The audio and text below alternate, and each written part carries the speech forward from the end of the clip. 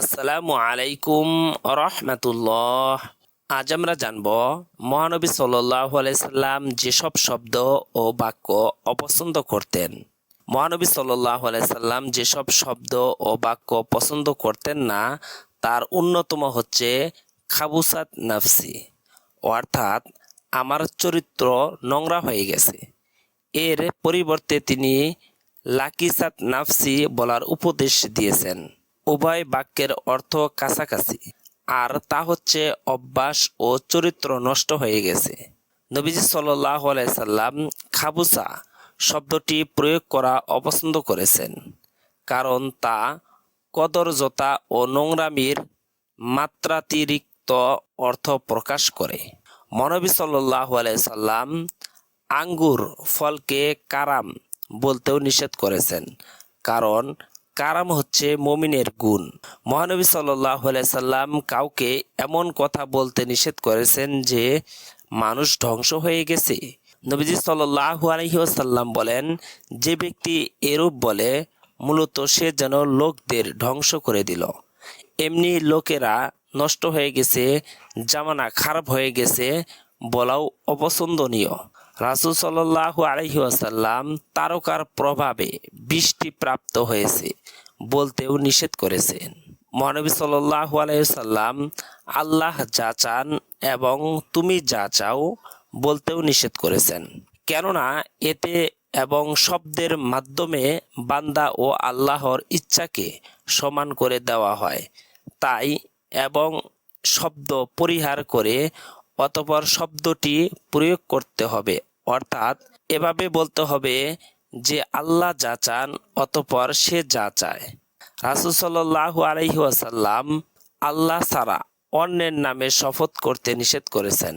তিনি বলেছেন, যে ব্যক্তি আল্লাহ ছাড়া অন্যের নামে শপথ করল সে শিরিক করল। মুসনাদে আহমদ। এমনি শপথের মধ্যে এ কথাও বলা নিষেধ যে সে যদি এমন করে তাহলে ইহুদি হয়ে যাবে। মহানবী সাল্লাল্লাহু আলাইহি সাল্লাম রাজা বাদশাহকে মালিকুল মুলুক তথা শাহানশাহ বা রাজাদিরাজ বলতে নিষেধ করেছেন। চাকর ও খাদেমকে আমার বান্দা বা আমার বান্দি বলাও নিষিদ্ধ। বাতাসকে গালি দেওয়া, জ্বরকে দোষারোপ করা, মোরগকে গালি দেওয়ার ব্যাপারেও নিষিদ্ধতা বর্ণিত হয়েছে। আইয়ামে জাহেলিয়াত তথা অন্ধকার যুগের সব আহ্বান ও স্লোগানকে তিনি বর্জন করার আদেশ দিয়েছেন।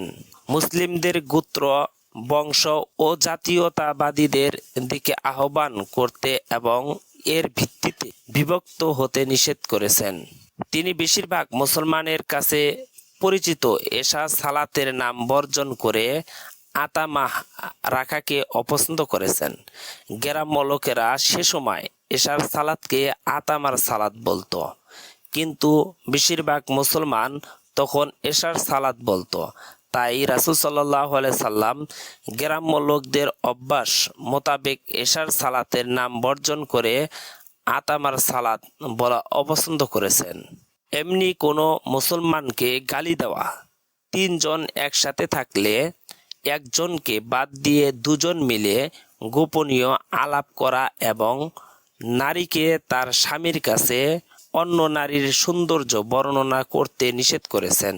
মহানবী সাল্লাল্লাহু আলাইহি সাল্লাম, হে আল্লাহ তুমি ইচ্ছা করলে আমাকে ক্ষমা করো, এভাবে দোয়া করতে নিষেধ করেছেন এবং আল্লাহর কাছে কিছু চাইলে দৃঢ়তার সঙ্গে চাওয়ার আদেশ করেছেন।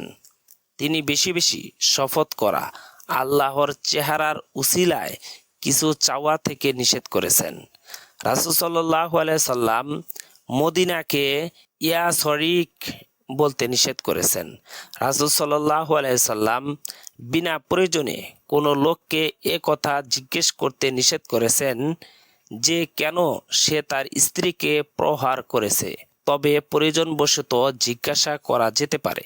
রাসূল সাল্লাল্লাহু আলাইহি সাল্লাম আমি পূর্ণ রমজান মাস সিয়াম রেখেছি এবং পূর্ণ রাত তাহাজ্জুদ সালাত পড়েছি এমন কথা বলতে নিষেধ করেছেন।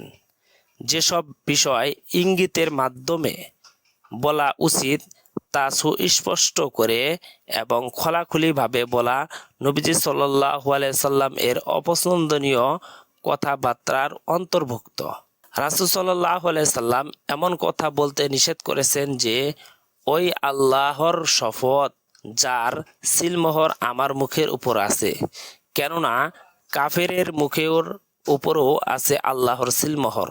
জোরপূর্বক আদায়কৃত সম্পদকে হক বা অধিকার বলা অন্যায়। আল্লাহর রাস্তায় ও আল্লাহর আনুগত্যের খরচ করার পর এ কথা বলা নিষিদ্ধ যে আমি এত এত সম্পদ নষ্ট করেছি, দুনিয়াতে আমি অনেক সম্পদ খরচ করেছি ইত্যাদি।